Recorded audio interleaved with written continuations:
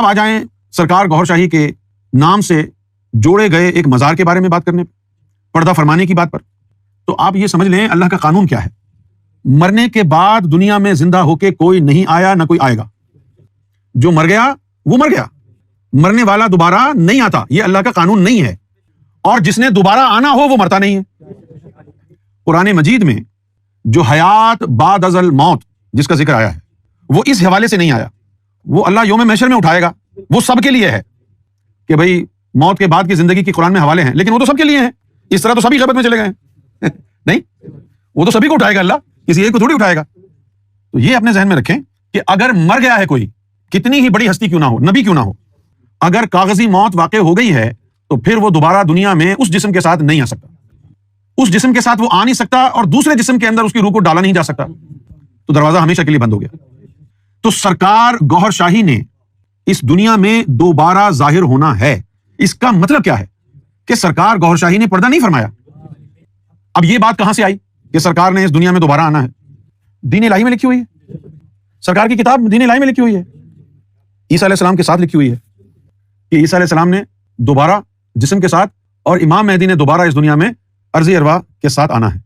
یہ تو کتاب میں لکھا ہوا ہے، یہ جو کتاب میں لکھا ہے یہ تو اسٹیمپ ہو گئی، لیکن کتاب لکھنے سے پہلے بھی بڑے عرصے سے سرکار وقتاً فوقتاً اس موضوع پر گفتگو فرماتے رہے ہیں کہ ایک وقت آئے گا ہم غائب ہو جائیں گے، ایک وقت آئے گا کہ ہم کہیں چلے جائیں گے، ہم کہیں غائب ہو جائیں گے، لیکن گھبرانا نہیں، ہم دوبارہ آئیں گے۔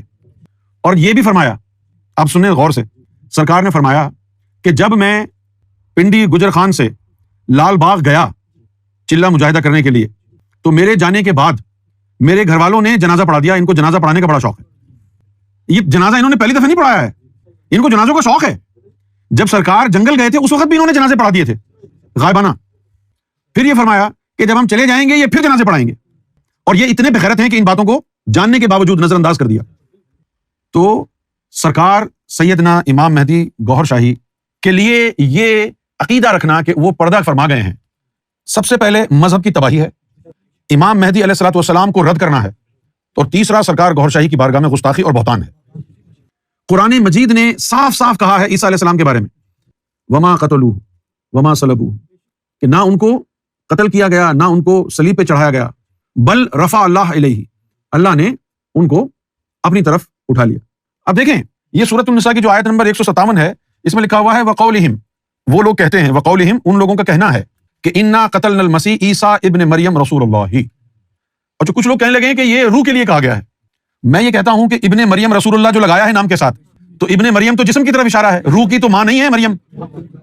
کیا روح کی ماں تھی؟ عیسیٰ علیہ السلام کی روح کی ماں تھی؟ تو مریم کی کوکھ سے کس نے جنم لیا؟ عیسیٰ کے جسم نے۔ تو یہ جسم کے لیے کہا گیا ہے، وما قتلوہ وما صلبوہ ولکن شبہ لہم، یہ ہے راز کی بات۔ بلکہ وہاں پر ڈاؤٹ کریٹ کیا گیا، ایک شک پیدا کیا گیا۔ شک کیا تھا؟ کہ عیسیٰ علیہ الصلوۃ والسلام کا ہم شکل ایک وجود سولی پر لٹکا ہوا تھا، جس کو لوگوں نے سمجھا کہ عیسیٰ ہے شباہت فیچرز کی وجہ سے، اور حقیقت میں تھا کیا؟ وہ عیسیٰ علیہ السلام کے نفس کا ایک جثہ تھا، جو سرکار نے فرمایا۔ سرکار کی مردانگی دیکھیں، سرکار کی جرت دیکھیں۔ آپ کو معلوم ہے یہ جو آئرلینڈ ہے، سدرن آئرلینڈ، یہ بڑے مذہبی لوگ ہیں۔ سرکار گوھر شاہی نے آج سے کوئی 30-35 سال پہلے آئرلینڈ میں وہاں کے چرچ میں کھڑے ہو کر یہ خطاب فرمایا ان لوگوں کے گوروں کے سامنے کہ عیسیٰ علیہ السلام کو قتل نہیں کیا گیا، ان کو کروسیفائی نہیں کیا گیا۔ تو کسی گورے نے پوچھا تو پھر وہ کون تھا جو سولی پہ تھا؟ انہوں نے کہا کہ وہ ان کے نفس کا ایک جثہ تھا۔ یہی پروپیگنڈا عیسیٰ علیہ السلام کے لیے کیا گیا، اور آج تک عیسیٰ علیہ السلام کے جو ماننے والے ہیں وہ یہی کہتے ہیں کہ ان کو کروسیفائی کیا گیا، اور یہی پروپیگنڈا سرکار گوھر شاہی کے لیے کیا گیا۔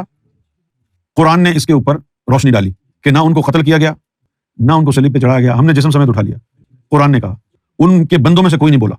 لیکن جب سرکار کے بارے میں یہ پروپیگنڈا کیا، ہم نے آیات الہی کا انتظار نہیں کیا، ہم خود کھڑے ہو گئے کہ انہوں نے پردہ نہیں فرمایا، بلکہ ان کے لیے شک پیدا کیا گیا۔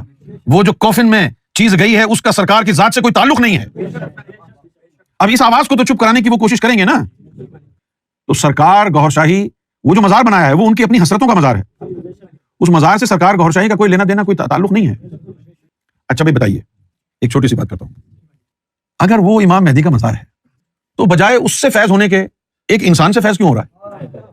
مزار پہ جانے والے لوگ زیادہ ہیں یا زندہ مزار کے اوپر آنے والے لوگ زیادہ ہیں؟ کوئی ایسا غوث پاک کا مرید گزرا ہے کہ جس کے زندہ ہونے کی وجہ سے غوث پاک کے مزار پر کوئی نہ جائے، سارے اس کے مرید کے قدموں میں بیٹھے رہیں؟ کوئی محمد رسول اللہ کی امت میں ایسا صحابی گزرا ہے کہ گنبد خضرا کو چھوڑ کر سب اس کے قدموں میں بیٹھے ہوں؟ یہاں ہو رہا ہے کیونکہ یہ مزار جھوٹا ہے، کچھ نہیں ہے اس مزار میں۔ کیوں نہیں ہے؟ اس لیے کہ امام مہدی کا موت سے تعلق ہی نہیں ہے۔ اگر عیسیٰ کو جسم سمیت اٹھایا، وہ نہیں مرے، تو گوہر شاہی تو عیسیٰ کے مرشد ہیں، ان کو موت کیسے آ سکتی ہے جب ان کا مرید 2000 سال جسم سمیت اوپر عالم بالا میں رہ کے زمین پر آیا ہو؟ 2000 سال جسم سمیت عیسیٰ علیہ السلام اوپر رہ کے آئے ہوں۔